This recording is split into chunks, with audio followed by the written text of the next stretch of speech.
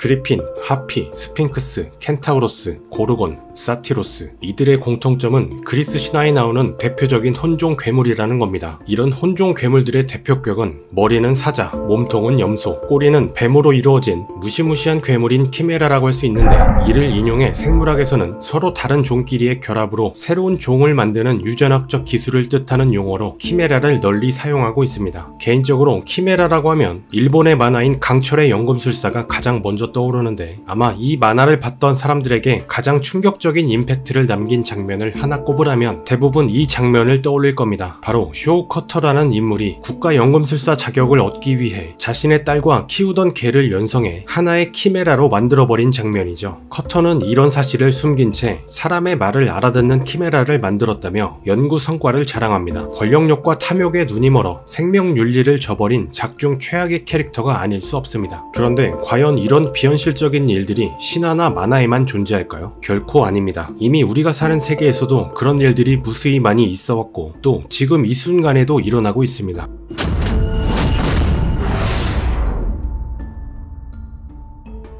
키메라 기술 중 가장 대표적인 것은 서로 다른 종의 두 식물 조직을 접붙여 하나의 개체로 만드는 접붙이기라고 할 수 있습니다. 접붙이기는 기록상 기원전 수천 년 전부터 행해져 왔을 정도로 역사가 오래된 농법인데, 놀랍게도 토마토의 가지와 감자의 밑동 부분을 접붙이게 하면 위에는 토마토가 열리고 아래에는 감자가 열리는 혼종 개체를 만들 수 있죠. 다만 모든 식물에 접붙이기가 가능한 것은 아니고 개체 간 유전적 형질이 비슷해야만 합니다. 놀랍게도 미국 시러큐스대의 샘 마킨 교수는 이를 이용해 복숭아, 자두, 살구, 체리, 아몬드 등 40가지의 과일이 열리는 혼종 나무를 만드는 데 성공했으며, 이런 나무가 미국 전역에만 16그루가 존재합니다. 물론 이런 키메라 기술이 식물에만 국한된 것은 아닙니다. 이 사진은 사람의 귀를 이식하기 위해 생쥐의 등에 소의 연골 조직을 붙여 만든 실험체인데, 여러분들의 소중한 비위를 해칠 만한 사례는 영상에 담지 않겠지만, 과거 동물체에 시행된 수많은 생체 실험의 결과들을 보면 강철의 연금술사에 등장하는 혼종 키메라와 비교해도 우열을 가리기 어려울 정도로 기괴한 것들이 많죠. 인간의 신체에도 이종간 키메라 기술이 등장한 지 오래입니다. 다만 인간의 몸에 시술된 사례는 다분히 의학적인 목적이었죠. 같은 종이 아닌 다른 종의 장기를 이식하는 것을 이종장기 이식이라 부르는데, 이종장기 이식의 임상적 응용의 시작은 17세기 유럽에서 양이나 돼지 등의 동물 피를 인간에게 수혈하는 것으로부터 시작됐습니다. 다만 수혈한 자 다수가 죽게 돼 이종간 수혈에 대한 국가적인 금지령을 내리기도 했죠. 이후 19세기에는 각종 피부 이식에 토끼 등의 동물 피부를 이용했으나, 당연하게도 피부가 제대로 이식된 사례는 없었는데, 놀랍게도 이때 가장 인기 있었던 피부는 개구리의 피부였다고 합니다. 20세기에 이르러서는 혈관 봉합술이 개발되고 면역 억제제가 개발되며 동물의 장기를 이용한 이종 장기 이식이 본격적으로 시도됐는데, 최초의 신장과 심장 이종 장기 이식은 1960년대 침팬지의 것이 사용됐으나 대부분 좋은 결과를 얻지는 못했습니다. 신부전증을 안고 태어난 한 영아에게 개코 원숭이의 심장을 이식하는 수술이 진행된 적이 있습니다. 당장 위급한데 다른 영아의 심장을 공급받을 수 없었기 때문이었죠. 하지만 이 역시 이식받은 아기가 수술 3주 후 사망함으로써 비극적으로 끝나게 됩니다. 이처럼 기록상 동물의 장기를 인간에게 이식했던 사례는 전 세계적으로 대략 80여 건이나 되지만, 대부분 이종장기 이식의 결과는 썩 끝이 좋지 않았습니다. 사실 너무나 당연한 결과이기도 합니다. 모든 동물의 신체 내부에는 외부의 위협과 맞서 싸우기 위한 면역체계가 작동하고 있습니다. 인간 또한 마찬가지인데, 이 면역체계가 아군을 오인 공격하지 않도록 신체 내에 있는 모든 세포는 인간 백혈구 항원, 즉 HLA를 지니고 있습니다. HLA는 한마디로 내 몸의 백혈구끼리 서로를 자기 편으로 인식할 수 있는 단백질 식별표 같은 것인데, 이식되는 장기와 환자의 면역계가 다르면 다를수록 극심한 면역 거부 반응으로 장기가 손상되고 결국 환자가 사망할 가능성이 매우 높아지게 되는 것이죠. HLA가 비슷할 확률이 높은 형제지간일지라도 면역 거부 반응이 흔하게 일어나는데, 아무리 면역 억제제를 먹어 거부 반응을 줄이더라도 아예 종부터 다른 동물체의 장기를 인간에게 이식하는 것이 결과가 좋을 리가 없던 겁니다.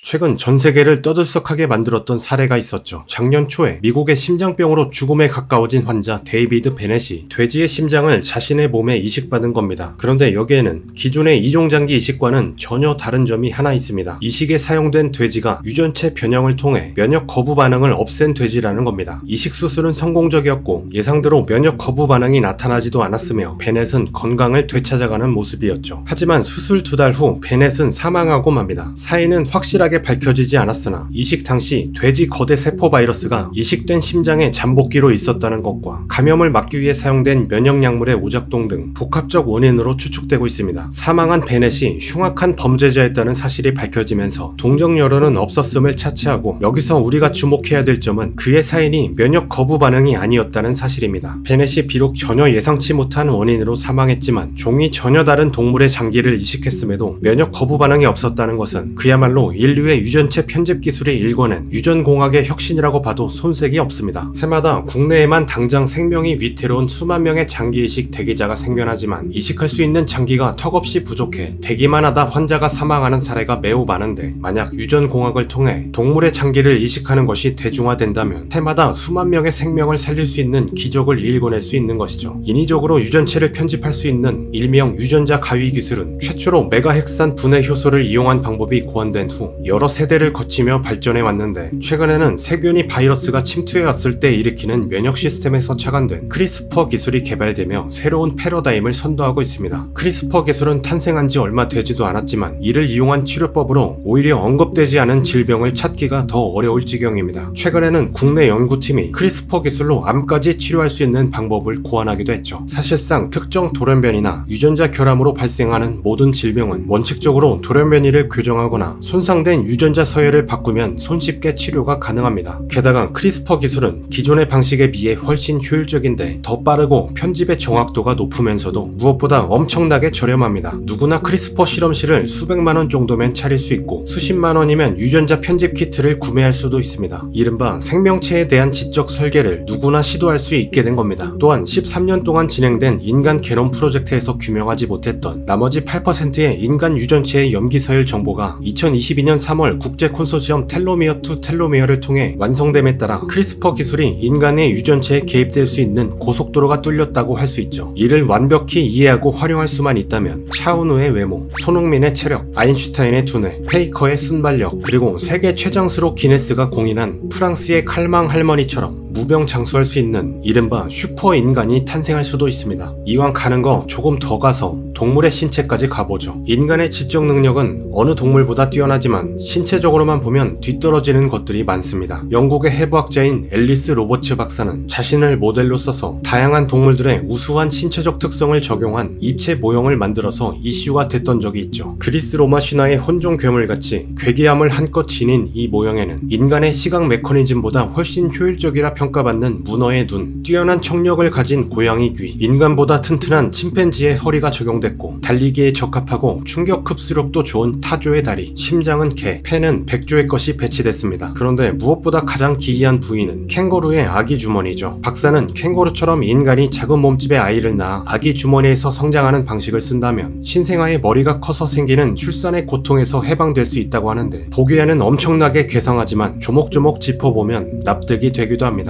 물론 인류가 자연적으로 이 모형처럼 진화할 일은 죽었다 깨나도 없지만 만약 각 동물의 특정 부위를 형성하게 하는 유전자를 알아내 인위적으로 인간 배아에 삽입한다면 이런 키메라 인간의 등장도 마냥 불가능하기만 한 것은 아닙니다.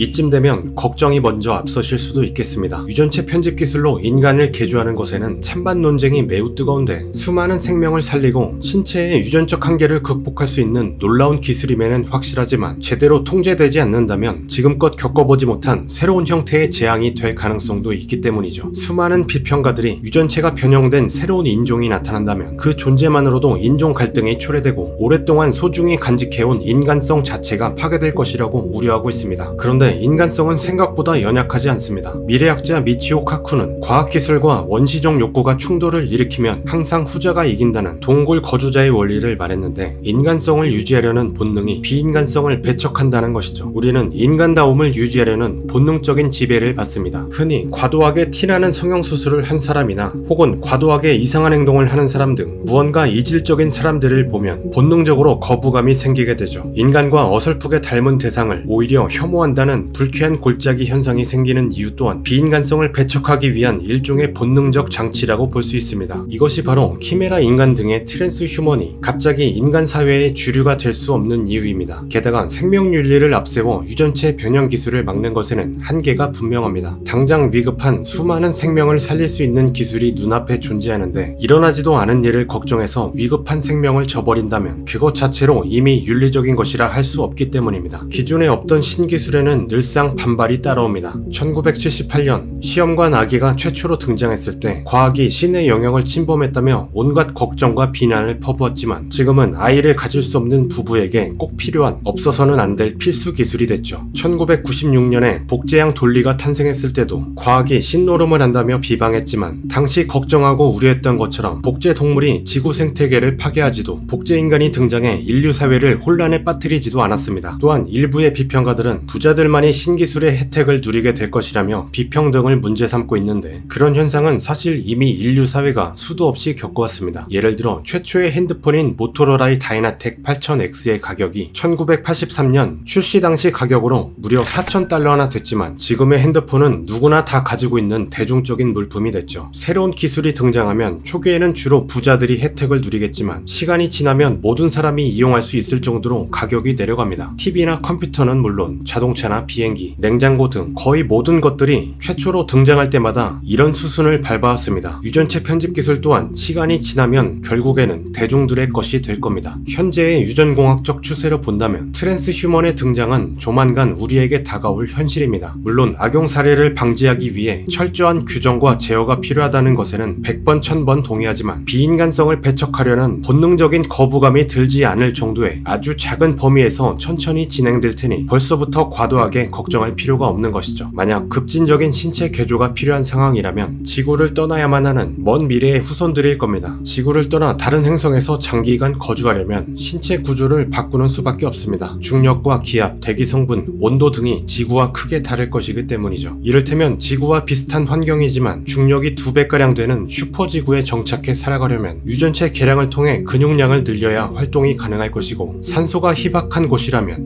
티베트인들처럼 저산소에 강한 유전자를 보유해야 할 것이며 극단적인 예시일 수 있지만 지구 밖에 유일한 거주 가능 행성이 바다만 존재하는 행성이라면 아가미로 물속에서 숨 쉴 수 있도록 신체를 급진적으로 개조해야만 할 수도 있는 것이죠. 별의 비밀을 밝혀낸 사람, 미지의 세계를 탐험한 사람, 그리고 인간의 정신에 새로운 세계를 개척한 사람, 이들 중에는 비관론자가 단 한 명도 없다. 헬렌 켈러가 한 말입니다. 너무 트랜스 휴머니즘에 입각한 의견일 수 있겠으나 우리가 먹는 대부분의 식재료들이 지금처럼 개량되지 않았다면 인류가 이렇게 번성할 수 없었던 것처럼 우리의 의견이 어떻든 간에 유전체 편집 기술 또한 인류의 새로운 번성을 위해 필수적인 기술이라 할 수 있으며 당연한 듯 우리의 사회에 자리 잡을 겁니다. 어쩌면 그 기술의 수혜자가 바로 지금 세대가 될 수도 있습니다. 개인적으로는 무궁무진한 유전체 편집 기술로 펼쳐질 인류의 새로운 시대가 기대됩니다. 여러분의 생각은 어떠신가요? 이상으로 영상을 마무리하겠습니다. 재미있게 보셨다면 구독과 좋아요 잊지 마세요. 시청해주셔서 감사합니다.